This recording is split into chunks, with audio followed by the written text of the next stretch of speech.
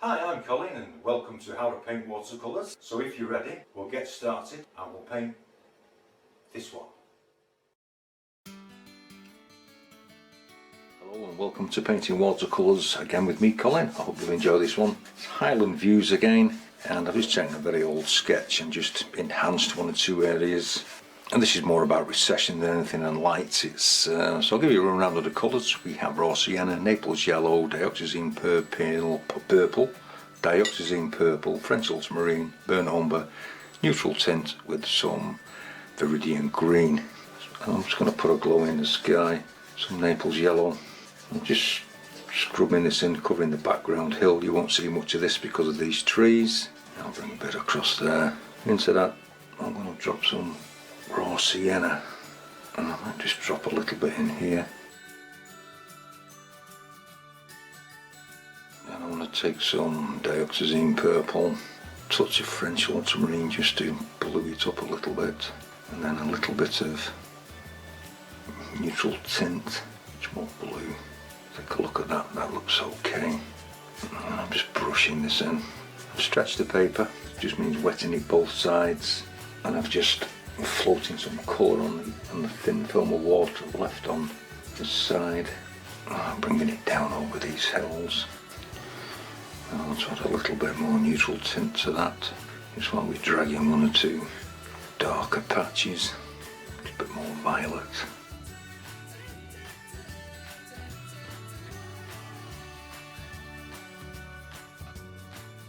I want to leave some of the underwash to show through.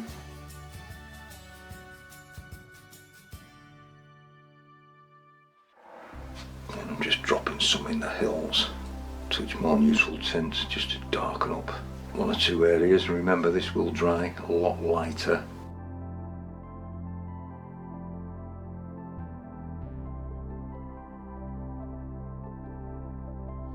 With a small brush, I just want to drop some water in and just allow it to push some of the paint around.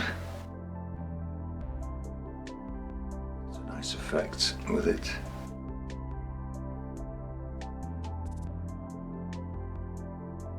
I'll leave this up to you how much you do of this. If you're very quick, they're all being nice and wet, you should get the water to push the other colour out of the way, leaving all sorts of effects for you. And I might even just drop a little bit of French ultramarine into this hillside. Nothing too strong. We will be glazing over these hills.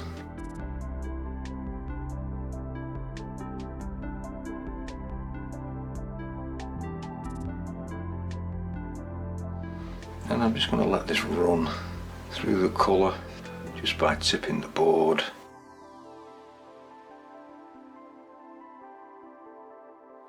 Just let it run back through the yellow, just creating some nice streaks.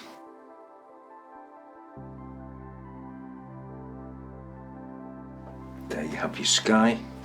Then along the bottom here, I just want to drop some Naples yellow in along this shoreline, and a little bit of raw sienna, and maybe even a little bit of the sky colour. These are just the underwashes. Okay, then I'm going to leave that to dry. Okay, now that your sky is nice and dry, it's a beautiful soft sky, I'm going to take some of this colour again, the purple, and really just watering it down. And I've re-wet the background hill, or mountains in this, but I want these to be quite pale. And just allow the paint just to come through the hills, pale off, just allow it to drift. So you won't see much of this. I'll wash this edge out here and just remove a little paint with the brush just to create a sort of a misty lost edge. Come across this one, do the same with this. These are just the background mountains, there's not much detail on these. Bring it through the water. With the yellow being underneath, you get a little glow through from that. just want to lose the edge of this mountain along here. Very pale. I might take a little bit of the neutral tint, add it to that, and just darken one or two areas. You probably won't see this round here because of the trees will be going in. It's just a little tiny bit of variation.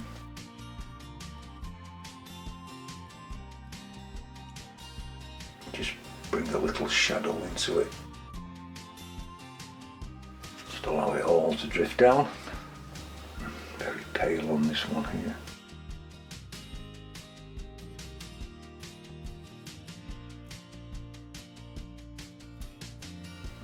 And you want to let that dry. Now the background hills are dry, the mountains, you can re-wet this one.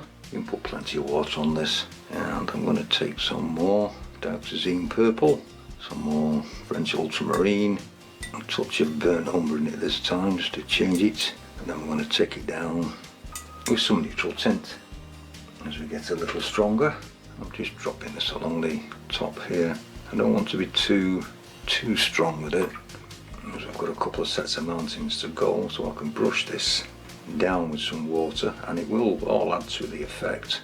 I'm going to lose the edge here after, but I just want to bring this down and I want to lose its edge here. And just put a little shade on it, a little tiny bit of the colour. Just add a little shading on this side.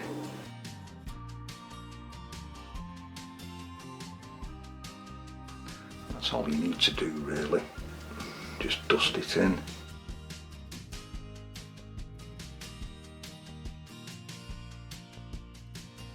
Damp brush and just begin to wipe out this edge. Just lifting the paint off, just brush it back. Brush it back where I've marked the trees, because I want them to stand out in a minute or two, just when we've got this in. Some clean water and just let it disappear down here. And you let that one dry. Now that one's dry, take some of the colour again, and I might just drop a little more burnt umber into that, and a little more neutral tint. And I want it pale up here, so I'm just going to add some water to that.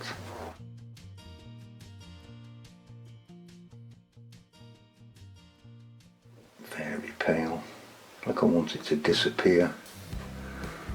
And allow this colour just to flow through. Remember, re-wet your hill. There's one thing about painting this way, it actually teaches you patience to create the effect that you want, but you can do it really quite quickly. So come down here, just drop some in, watching where the trees are. Add a little bit more shadow onto this.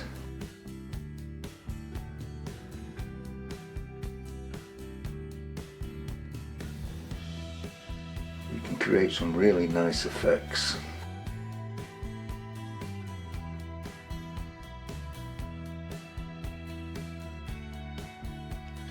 Water on the bottom.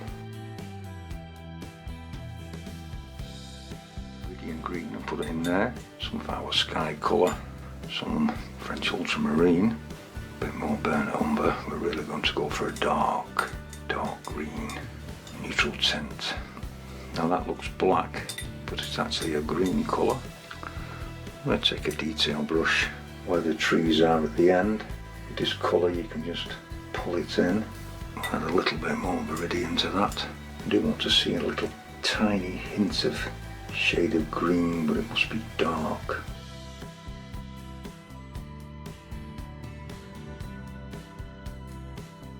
Just begin to put some little bits of detail on it.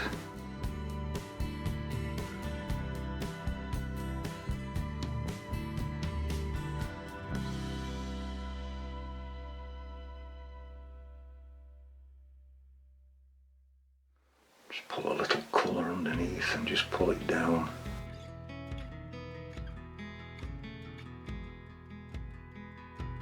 Don't make these too big.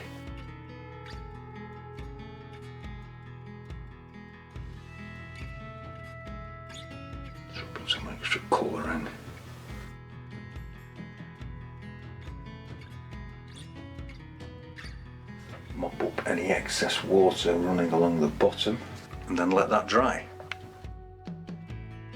Now that one's dry, I'm going to come to the same colour again, add a little bit more burnt umber to it, a little more dioxazine purple, a touch more blue, and a little bit more neutral tint.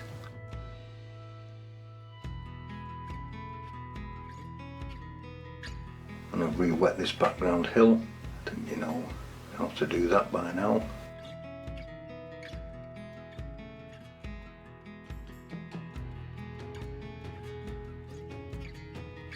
Keeping it all nice and fluid and allowing that to drift. Back to my very dark green once again. I'm going to add a little bit more green to it to bring it forward. Just placing the trees in, not making them all the same size. Just a little bit of detail on these.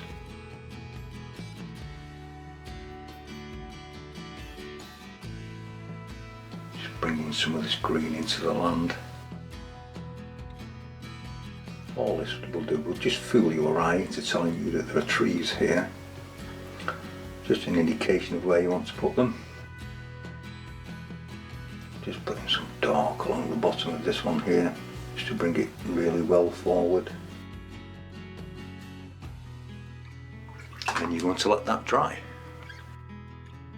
Now that's dry, re-wet the whole of the loch area, and we can come to putting the water in. So some of the sky colours again, Naples yellow, touch of raw sienna,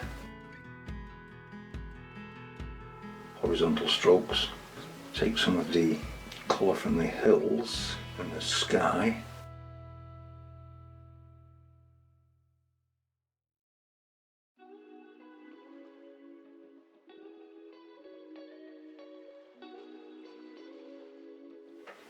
I've got the board laying flat for this. Tiny bits of reflection in here, but not much.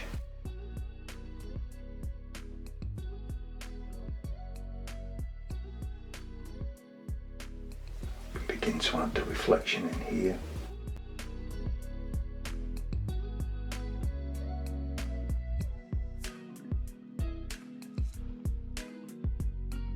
Then I want to take some of the green colour. Just drop it along the bottom and allow this to drift through.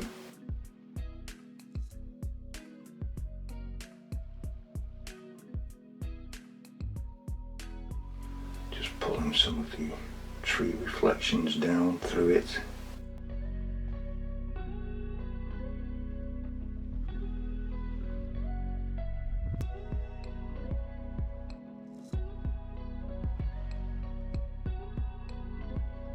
Working quickly now, the paper's drying out slightly. I just add a little bit of water to help this.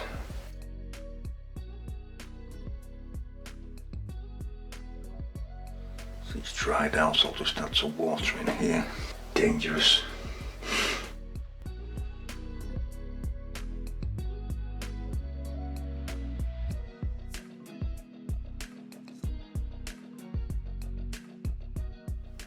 Helps to darken it all.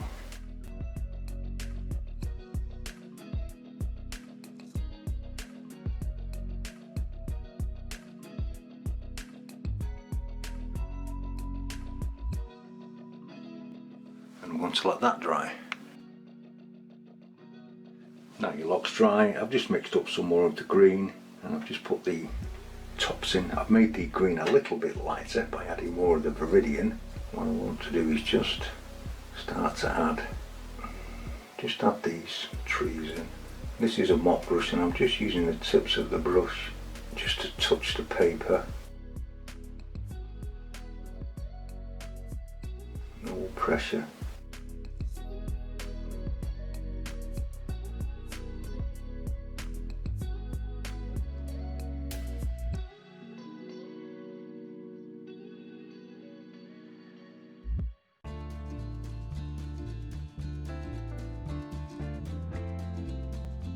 Just fill your trees out.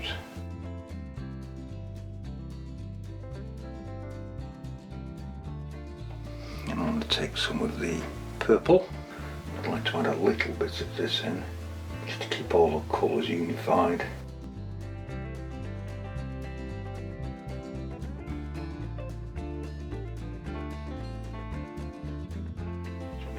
nice and dark when it comes down here. I'll take some brown and add it to this.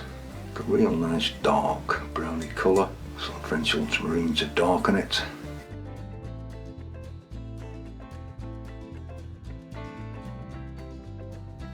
Just add a tree trunk through this. Not everywhere.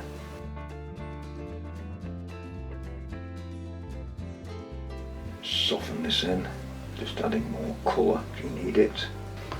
Take the mop brush. We're just going to add some twigs and sticks here. Just with the mop brush.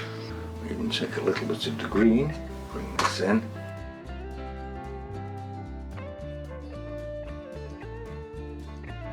A little bit of water on this side, just to help with the flow. I'll just take some of this darker colour here. Might need a bit more of it. So I'm just adding all the colours, blue and the brown to that, just to make a nice dark. Bring the edge of this land across here.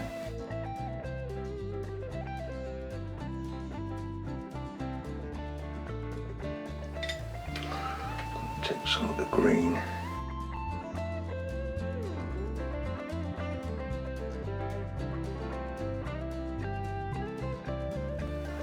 To bring it together. Some of the raw sienna again. Put some shadows in the land. Need to deepen it under the tree. A few pebbles in on this side, I think. I think you'll get the general idea. Just adds a little more interest. A bit more of the green. Pull some grass out. Just using the tips of the mop brush to do this. Not too much paint on the brush. It's all nice and dry. I've just taken a ruler and a craft knife and I've just put in the shoreline there, and I'm just going to put a couple of scratch lines in just to bring some movement into the water. And this works really well in the dark parts, and always make sure they are level.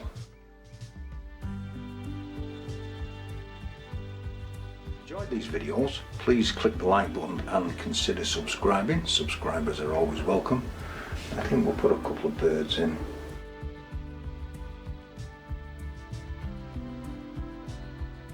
And then this is where you get around to signing it, put a mount around it and frame it.